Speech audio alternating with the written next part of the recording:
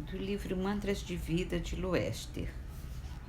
Hei de amar todas as criaturas da terra como as do além.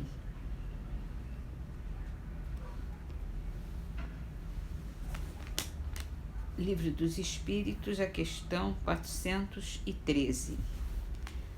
Do princípio de emancipação da alma durante o sono, parece resultar que temos simultaneamente duas existências, a do corpo, que nos dá a vida de relação exterior, e a da alma, que nos dá a vida de relação oculta. Isso é exato? No estado de emancipação, a vida do corpo cede lugar à da alma, mas não existem, propriamente falando, duas existências. São duas fases da mesma existência, porque o homem não vive de maneira dupla.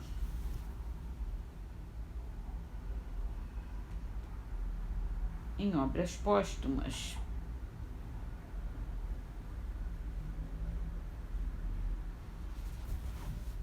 falando sobre a existência de seres intermediários entre Deus e o homem.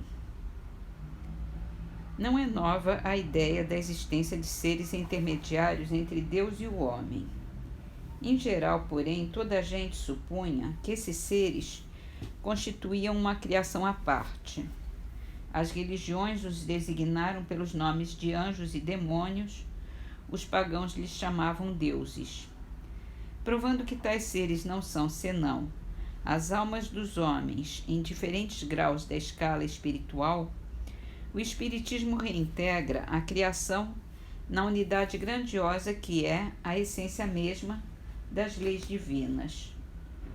Em vez de uma imensidão de criações estacionárias, que implicariam da parte da divindade capricho ou parcialidade, ele mostra haver uma única, essencialmente progressiva, sem privilégio para qualquer criatura, elevando-se cada individualidade do estado de embrião ao de desenvolvimento completo, como o germe que da semente se eleva ao estado de árvore.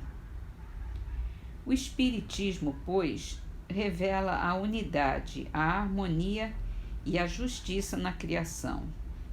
Segundo ele, os demônios são as almas atrasadas, ainda prenhes dos vícios da humanidade.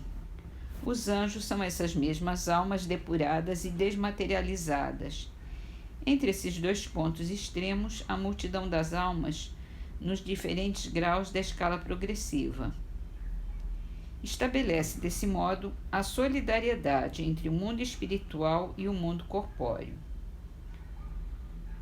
Quanto à questão proposta, nos fenômenos espíritas ou sonambúlicos, qual o limite onde cessa a ação própria da alma e começa dos espíritos? Diremos que semelhante limite não existe, ou melhor, que nada tem de absoluto, desde que não há espécies distintas, que a alma é apenas um espírito encarnado e o espírito apenas uma alma desprendida dos liames terrenos, que uma e outro são um mesmo ser em meios diferentes. As faculdades e aptidões têm que ser as mesmas. O sonambulismo é um estado transitório entre a encarnação e a desencarnação, um estado de desprendimento parcial, um pé antecipadamente posto no mundo espiritual. A alma encarnada, ou se o preferirem, o próprio espírito do sonâmbulo ou do médium, pode, portanto, fazer quase o que fará a alma desencarnada, e até mais se for mais adiantado, com a única diferença, todavia, de que, estando mais livre pelo seu desprendimento completo, a alma tem percepções especiais inerentes ao seu estado. É por vezes muito difícil distinguir, num dado efeito, o que provém diretamente da alma do médium do que promana de uma causa estranha, porque com frequência as duas ações se confundem e convalidam. É assim que nas curas por imposição das mãos, o espírito do médium pode atuar por si só ou com assistência de outro espírito, que a inspiração poética ou artística pode ter dupla origem, Mas do fato de ser difícil fazer-se uma distinção como essa, não se segue seja ela impossível. Não raro, a dualidade é evidente e, em todos os casos, quase sempre ressalta de atenta observação. Em Parnaso de Além-Túmulo, a poesia de Belmiro Braga. Quadras. Ai de quem busca o deserto de torturas da descrença. Morrer é sentir de perto a vida profunda e imensa. Depois da miséria humana sobre a terra transitória, lastimo quanto se engana o ouro da falsa glória. Dinheiro do mundo vão, mentiras da vaidade, não trazem ao coração a luz da felicidade. Bem pobre é a cabeça tonta dos perversos e usurários, que morrem fazendo conta nas cruzes de seus rosários.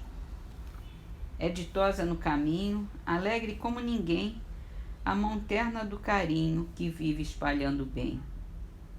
Angústias, derrotas, danos, tudo isso tenho visto, só não vejo desenganos na estrada de Jesus Cristo.